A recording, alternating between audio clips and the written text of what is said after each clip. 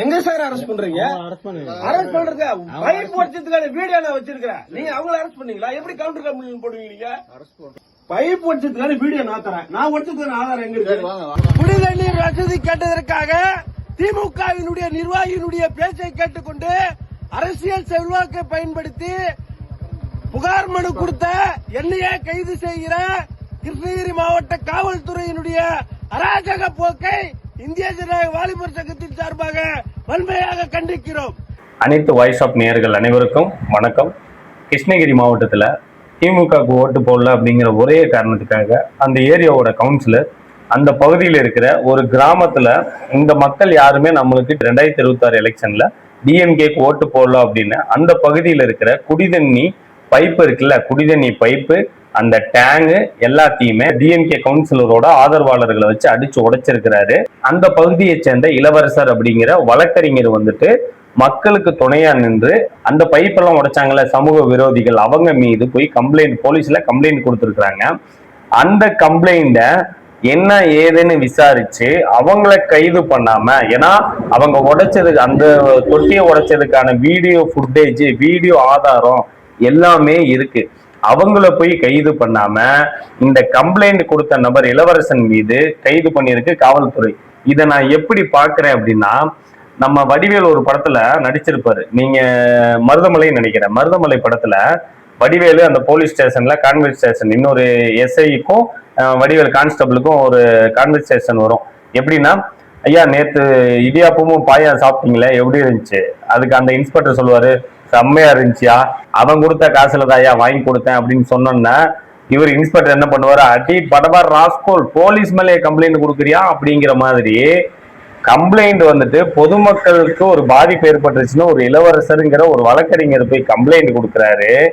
உடைச்ச அந்த கவுன்சிலர், அதாவது அந்த தொட்டியெல்லாம் உடைச்ச அந்த கவுன்சிலரோட ஆளு மேல கம்ப்ளைண்ட் எடுக்காம கம்ப்ளைண்ட் கொடுத்தவங்க மேலேயே வந்து ஆக்ஷன் எடுத்திருக்கிறாங்க. அவரவே கைது பண்ணி நைட் நேரத்துல நினைக்கிறேன், நைட் நேரத்துல வந்து கம்ப்ளைண்ட் பண்ணி அவரை கூட்டு போயிருக்காங்க. அவர் இளவரசன், அவர் வழக்கறிஞர் கேட்கிறாரு, சார் கம்ப்ளைண்ட் கொடுத்தது நான், எங்கிட்ட வீடியோ ஆதாரம் இருக்கு, நீங்க அவங்கள கைது பண்ணாம கம்ப்ளைண்ட் கொடுத்த என்னைய எதுக்கு சார் கைது பண்றீங்க? அவங்கள கைது பண்ணிட்டீங்களா? அவங்கள அரெஸ்ட் பண்ணிட்டீங்களா? அவங்க மேல நடவடிக்கை எடுத்தீங்களா? என்னைய மட்டும் ஏன் கூப்பிடுறீங்க அப்படின்னு அவர் கேட்கிறாரு. அவர் கேட்கறதுக்கு அவங்க பதிலே சொல்ல மாட்டேன்றாங்க. நீங்க வாங்க அப்படின்னு கூப்பிடுறாங்க. சார் கம்ப்ளைண்ட் கொடுத்த நானு, அவங்கள கைது பண்ணுங்க, அதுக்கப்புறம் என்னையும் வந்து கூப்பிடுங்க, என் மேல எந்த ஒரு இதுவுமே இல்லாதப்ப என்ன எப்படி சார் நீங்க வந்து கூப்பிடுவீங்கன்னு அவர் கேட்டுக்கிட்டே இருக்காரு. இது இந்த திமுக அரசாங்கம் பண்ற என்னதான் உடனே இந்த ஊபிஎஸ்ல என்ன பண்ணுவாங்க, கவர்மெண்ட் வந்து இப்ப திமுக இல்ல, எலெக்ஷன் கமிஷன் அவங்க கிட்ட நிக்குது, ஆளுநர் கிட்ட இருக்கு, எலெக்ஷன் முடிஞ்சு மே 4ஆம் தேதிக்கு அப்புறம் தான் யார் கவர்மெண்ட்னு இந்த ஊபிஎஸ் எல்லாம் சொல்லுவாங்க. ஆனா இந்த திமுக அரசாங்கத்துல இவங்களுக்கு சப்போர்ட்டா இருப்பாங்கல்ல இந்த காவல்துறை, அவங்க தான் இந்த மாதிரி வேலையெல்லாம் செய்யறது. அந்த கவுன்சிலரை போய் கைது பண்ணாம இப்படி கம்ப்ளைண்ட் கொடுத்தவரை வந்து கைது பண்றாங்க. இந்த கம்ப்ளைண்ட் கொடுத்தவங்க மேல எல்லாம் ஆக்ஷன் எடுத்தா இப்ப திமுக காரங்க, இந்த திமுகவோட ஊபிஸ் எல்லாருமே ஜாலியா இருப்பாங்க.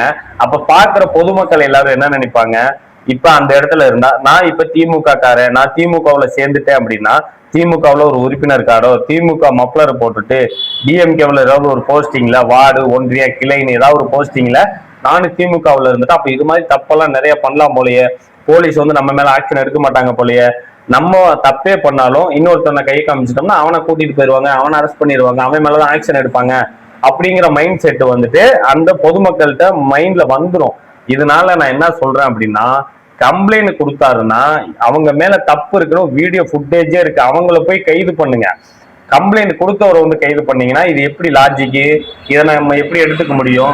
குழாயை உடைச்சவங்க மேல வன்மையா கண்டிச்சு ஆக்ஷன் எடுக்கணும், இதுக்கு ஒரு தீர்வு கொண்டு வரணும். அந்த மக்களுக்கு வந்து ஒரு நல்ல தண்ணி பைப்பும் அந்த டேங்க அந்த கவுன்சிலர் யாரு உடைச்சாங்களோ அவங்களோட சொந்த காசுல அதை திருப்பி அதே இடத்துல எப்படி இருந்துச்சோ அதே மாதிரி வைக்கணும். அதுதான் நம்மளோட கோரிக்கை, வாய்ஸ் ஆஃப் ராஜேஷோட கோரிக்கையும். இந்த வீடியோவை நீங்க முடிஞ்ச அளவுக்கு நிறைய பேருக்கு ஷேர் பண்ணுங்க. இது அவருக்கு நடந்தது ஒரு அநீதி, இதுக்கு நியாயம் கிடைக்கிற வரைக்கும் எல்லாரும் ஷேர் பண்ணுங்க. வீடியோ இப்பதான் ஃபர்ஸ்ட் டைம் பாக்குறீங்க அப்படின்னா மறக்காம நம்ம சேனலை சப்ஸ்கிரைப் பண்ணி கீழே தெரியுற பெல் ஐக்கானை கிளிக் பண்ணிக்க, அப்பதான் நம்ம போடுற ஒவ்வொரு வீடியோ உங்களுக்கு நோட்டிபிகேஷன் வரும். உங்க தாழ்மையான கருத்துக்களை கீழே கமெண்ட் பாக்ஸ்ல சொல்லிட்டு போங்க. மீண்டும் இன்னொரு வீடியோவில் சந்திக்கிறேன். அதுவரை உங்களிடமிருந்து விடைபெறுவது நான் உங்கள் வாய்ஸ் ஆஃப் ராஜேஷ்.